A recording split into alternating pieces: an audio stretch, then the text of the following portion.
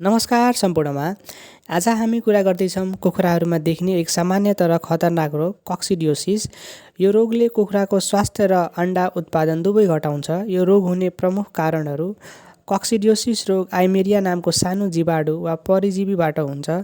यो कुखुराको आन्द्राभित्र पसेर त्यहाँको भित्तालाई बिगार्छ। फोहोर, भिजेको लिटर, दूषित पानी र खाना र धेरै कुखुरा एउटै ठाउँमा राख्दा यो रोग फैलिन्छ।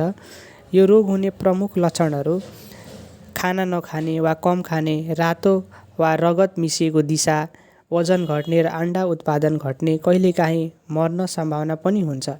रोग कसरी पत्ता लगाउने? यो रोग पिसाब, दिसा हेरेर वा प्रयोगशालामा परीक्षण गरेर पत्ता लगाउन सकिन्छ। तर गाउँघरमा रगत मिसिएको दिसा र सुस्त कुखुरा देखिए भने पनि शङ्का गर्न सकिन्छ। उपचारको लागि निम्न कुरा गर्न सकिन्छ: कुखुरालाई सफा तातो पानीमा औषधि मिसाएर दिनुहोस्, जस्तै बजारमा पाइने कक्सिडियोसिस रोक्ने पाउडर औषधि। पशु चिकित्सकको सल्लाहमा प्रयोग गर्नुहोस्।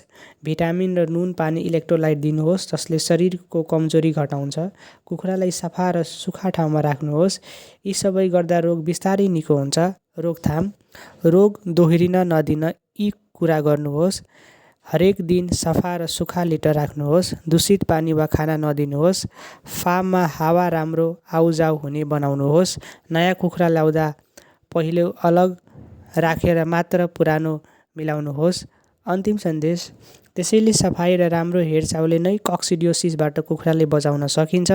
स्वस्थ कुखुरा, राम्रो उत्पादन। धन्यवाद।